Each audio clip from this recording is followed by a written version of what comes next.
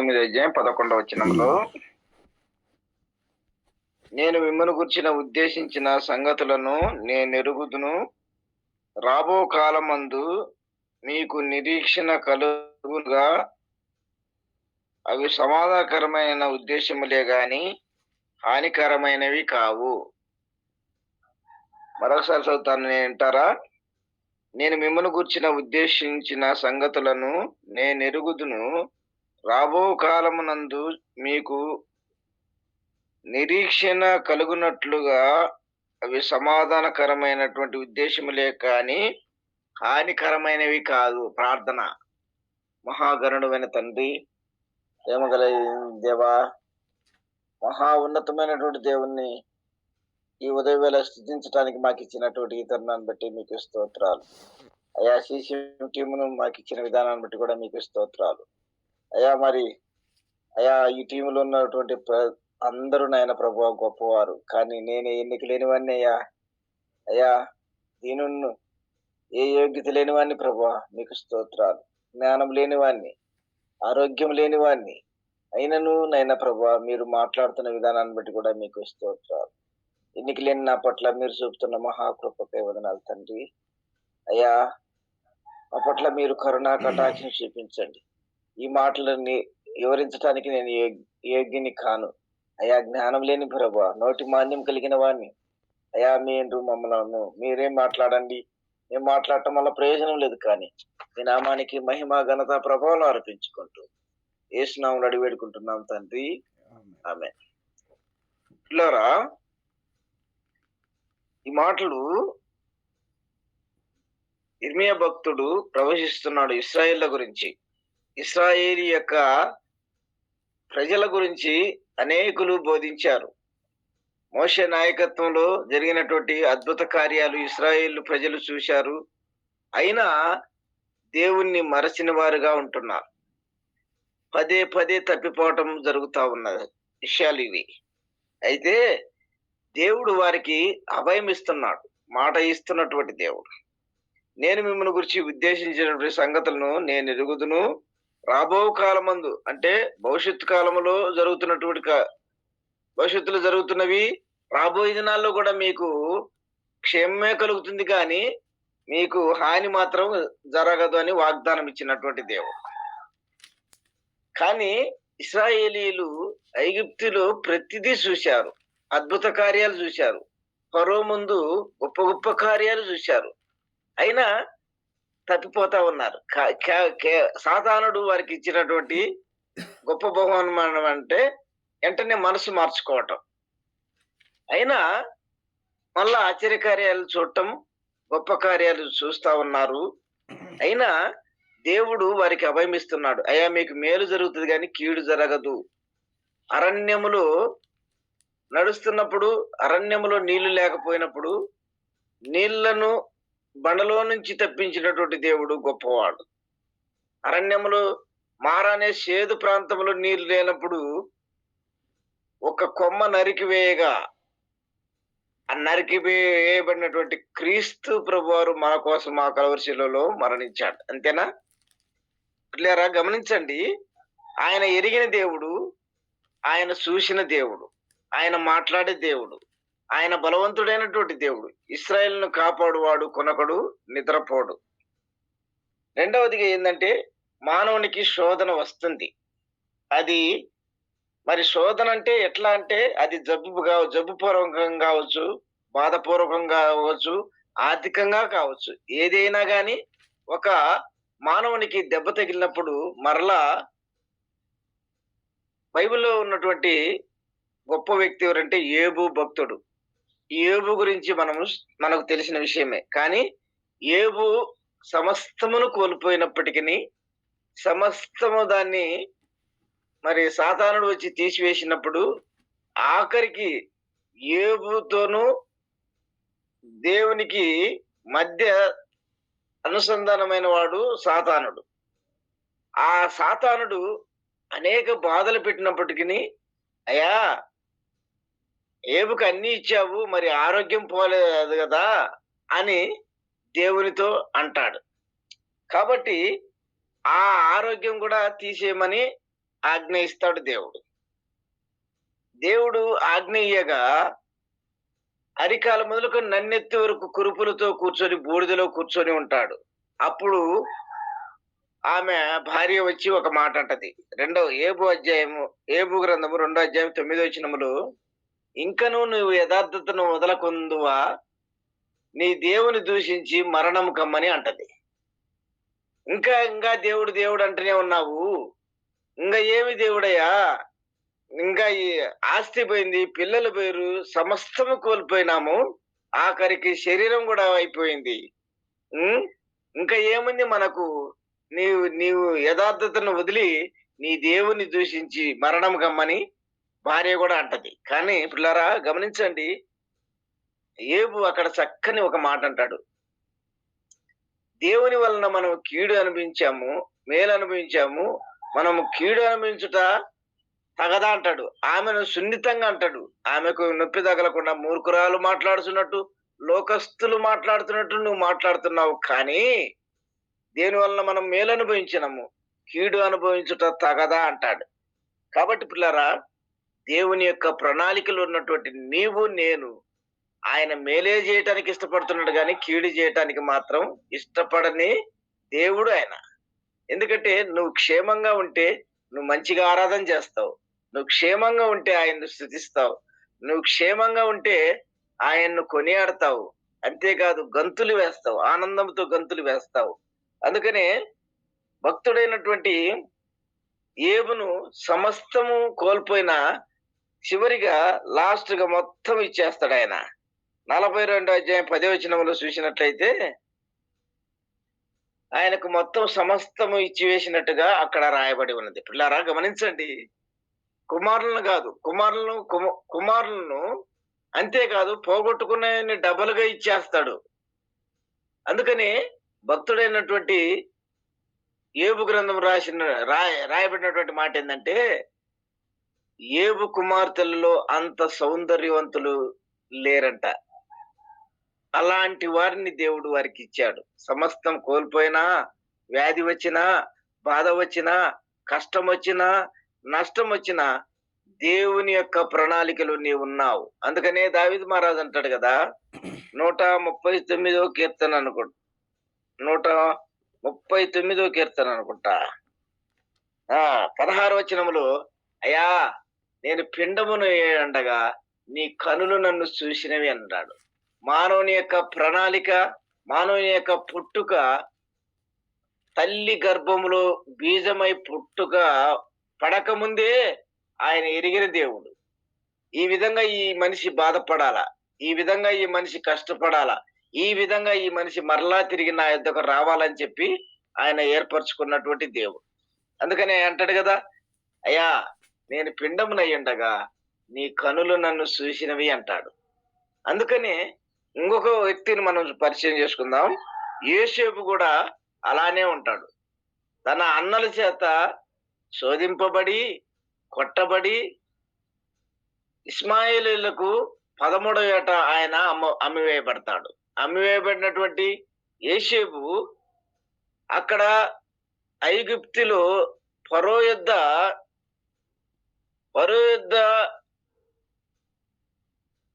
మరి ఫరో భార్య కూడా ఆయన్ను ఇష్టపడినప్పటికీ అక్కడ పాపం చేయలేదు. అక్కడ పాపం చేయకుండా దేవుని యొక్క ప్రణాళికకు లోబడి భయపడినటువంటి యోసేపు రాజుగా నియమించబడతాడు. కనుక పిల్లారా, ఎన్నో బాధలు, భూలోకములు ఎన్నో కష్టాలు వచ్చినా నువ్వు సువర్ణమై ఉండాలి. సువర్ణం కావాలంటే కొన్ని కష్టాలు అనుభవించాల. కాబట్టి పిల్లారా, దేవుని యొక్క ప్రణాళికలో నీవు ఉన్నావు గనుక ఆయన ఎరిగిన దేవుడు, ఆయన చూస్తున్న దేవుడు, ఆయన నీతో మాట్లాడే దేవుడు, ఆయన పరిశుద్ధమైనటువంటి దేవుడు కనుక ఆయనలో మనకు ఏ నష్టము కలగదు. ఆయన ద్వారా మనకు ఏ నష్టము కలగదు. ఆయన నిన్ను ఎప్పుడైనా కానీ అభిషేకిస్తాడు, ఎప్పుడైనా కానీ దీవిస్తాడు ఆయనకి ఇష్టమైనప్పుడు. కాబట్టి పిల్లారా గమనించండి, నేను మిమ్మల్ని గుర్చిన ఉద్దేశించిన సంగతులను నేను ఎరుగుదును, రాబో కాలమందు మీకు నిరీక్షణ కలుగునట్లుగా సమాధానకరమైన ఉద్దేశములే గాని హానికరమైనటువంటి ఎంత బాధ వచ్చినా, కష్టం వచ్చినా, ఆరోగ్యం పోయినా, అంతస్తులు పోయినా నీకు ఏ నష్టము జరగదు. సమాధానమే జరుగుతుంది కానీ, ఎటువంటి హానికరమైనటువంటి ఉద్దేశం మాత్రము దేవుడు చెయ్యడు. దేవుని యొక్క ప్రణాళికలో ఉన్నటువంటి నీవు గొప్ప ధన్యుడు. ఈరోజు ఆస్తి పోవచ్చు, అంతస్తు పోవచ్చు, నీ యొక్క జీవితమే పాడైపోవచ్చు, కానీ నీ పట్ల దేవుని ప్రణాళిక ఏదో ఉన్నది. ఆయన గొప్పగా చేస్తాడు. ఏబును జ్ఞాపకం చేసుకున్నటువంటి దేవుడు, ఏషేబును జ్ఞాపకం చేసుకున్నటువంటి దేవుడు. కనుక పిల్లారా గమనించండి, ఆదికాండము 50వ అధ్యాయము 21వ వచనం ఎవరైనా చదువుతారా గట్టిగా? ఆదికాండము అంటే నాకు స్పెట్స్ లేని ప్రాబ్లం ఎక్కువగా ఉంది. ఆదికాండము 50వ అధ్యాయం 21వ వచనం ఎవరైనా చదువుతారా బిగ్గరంగా?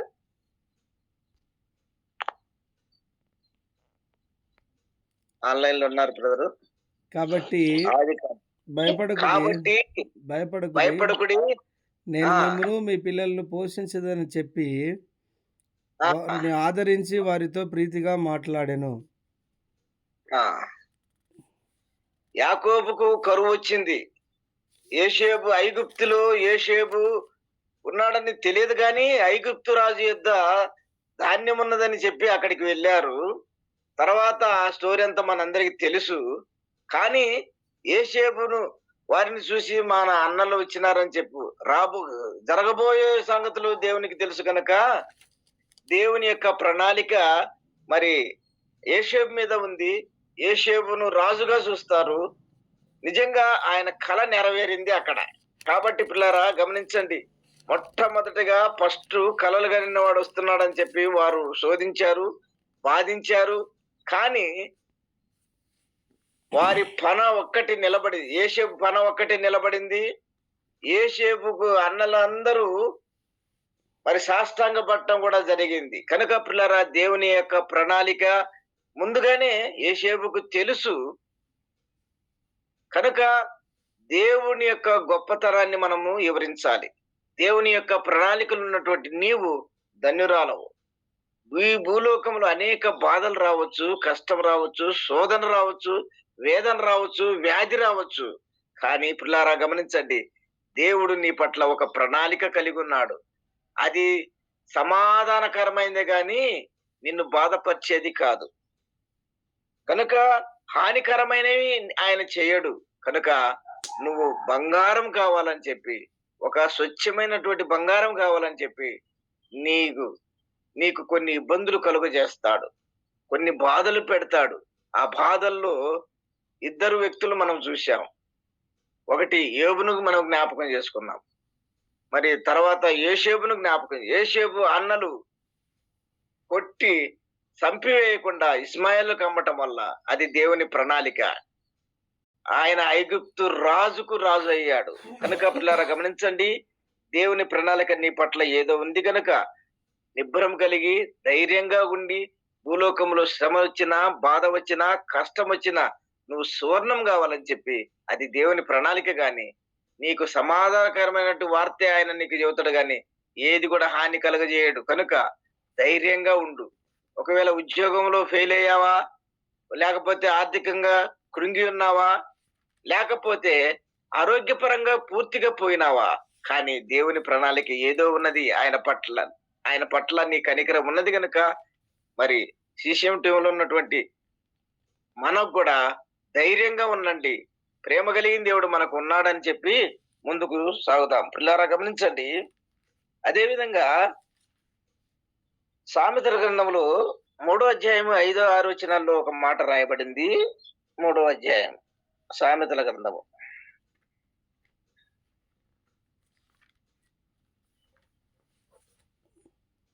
సామెతల గ్రంథం 3వ అధ్యాయం 5, 6 వచనాలు చదువుతారా? నీ స్వబుద్ధిని ఆధారం చేసుకొనక నీ పూర్ణ హృదయంతో యెహోవా యందు నమ్మకముంచుము. యెహోవా యందు నమ్మకముంచుము. నీ ప్రవర్తన అంతటి యందు ఆయన అధికారమును ఒప్పుకొనుము. అప్పుడు ఆ ఆయన నీ త్రోవలను సరళం చేయును. చాలు బ్రదర్. ఎందుకంటే పిల్లరా గమనించండి, నీవు పూర్ణ హృదయంతో ఆయన చూసినప్పుడు ఆయన అనేక అద్భుతాలు చేస్తాడు. అయితే ఆయన నీ స్వబుద్ధిని ఆధారం చేసుకొనకూడదు. జాగ్రత్త. నీ ఇష్టం వచ్చినట్టుగా ఉండటానికి వీల్లేదు. నీ ఇష్టం వచ్చినట్టు ప్రవర్తనతో జీవించడానికి వీల్లేదు. కానీ ఆయన అధికారమునకు లోబడి ఉంటే అనేకమైనటువంటి మేలు ఇవ్వబోతున్నాడు.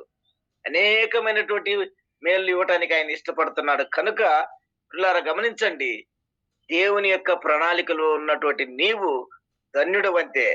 అబ్రహాము విశ్వాసమును బట్టి అబ్రహాము విశ్వాసమును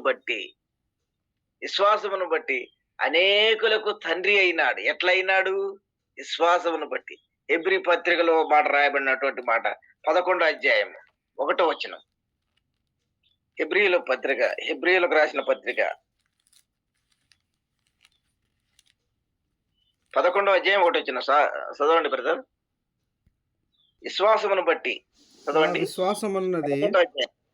విశ్వాసమున్నది నిరీక్షింపబడు వాటి యొక్క నిజ స్వరూపమును అదృశ్యమైనవి ఉన్నవనుటకు రుజువునై ఉన్నది. మరలా చదవండి బ్రదర్. విశ్వాసమనున్నది నిరీక్షింపబడు వాటి యొక్క నిజ స్వరూపమును అదృశ్యమైనవి ఉన్నవనుటకు రుజువునై ఉన్నది.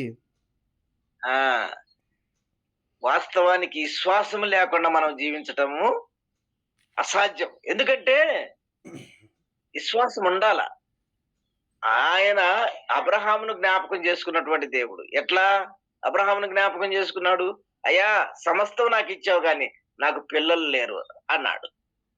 99 సంవత్సరాలు శాస్త్రపరంగాని వాస్తవానికి శాస్త్రీయ పరమైనటువంటి పద్ధతి కానీ మామూలు సైన్స్ పరంగాని గర్భం 99 సంవత్సరాలకు ఉడికిపోవాల. అది అసాధ్యం. కానీ దేవుడు 99 సంవత్సరాల్లో ఇస్సాకును నవ్వును కలుగజేశాడు. తర్వాత ఇస్సాకును బలి ఇమ్మని కోరినటువంటి దేవుడు. అబ్రహాము విశ్వాసాన్ని బట్టి ఆయన విశ్వాసులకు తండ్రి అయ్యాడు. కనుక పిల్లారా గమనించండి, దేవుని ప్రణాళికలో నీవు నేను ఉన్నాను గనుక ఆయన ప్రణాళికను మనము కొనసాగిస్తే ఆయన బాధ వచ్చినా కష్టం వచ్చినా నీవు సువర్ణముగా మారటానికి ఎన్నో కొన్ని శోధనలు పెట్టినా నీకు ఇష్టమైన వానిగా ఒక బహుమానం ఇస్తాడు ఆయన.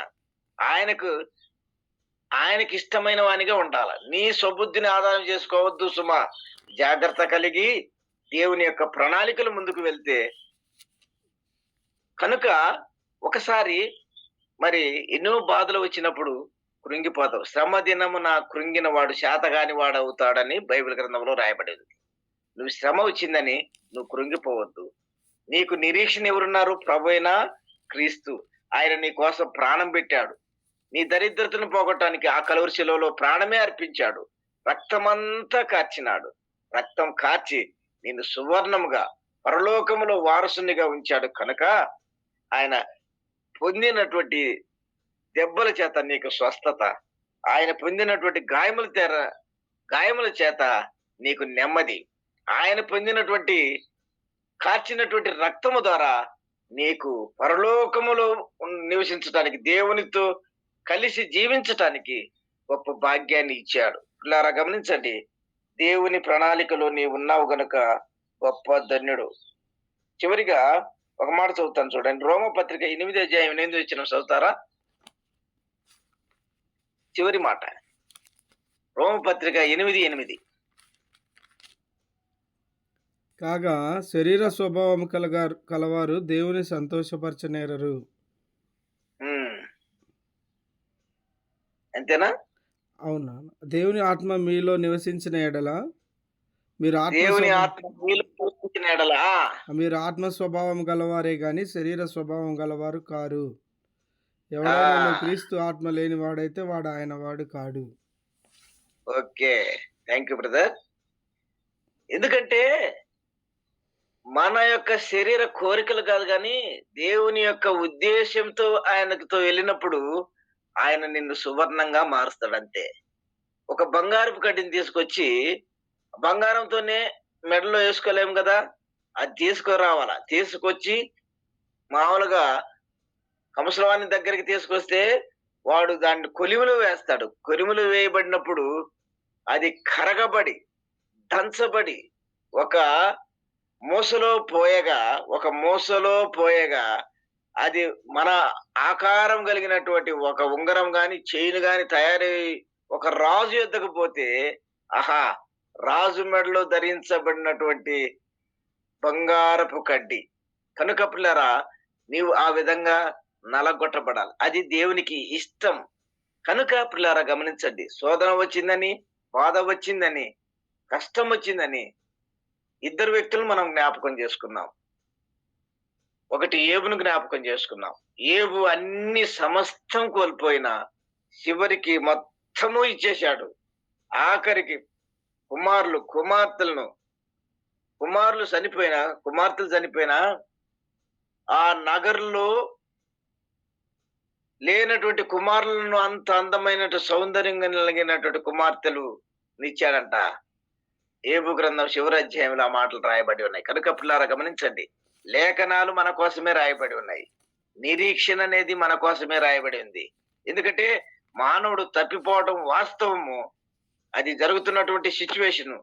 సాతానుడు అట్లాంటి వానికే వేధిస్తాడు, బాధిస్తాడు, శోధిస్తాడు, కష్టపరుస్తాడు. కనుక మరి పిల్లారా గమనించండి.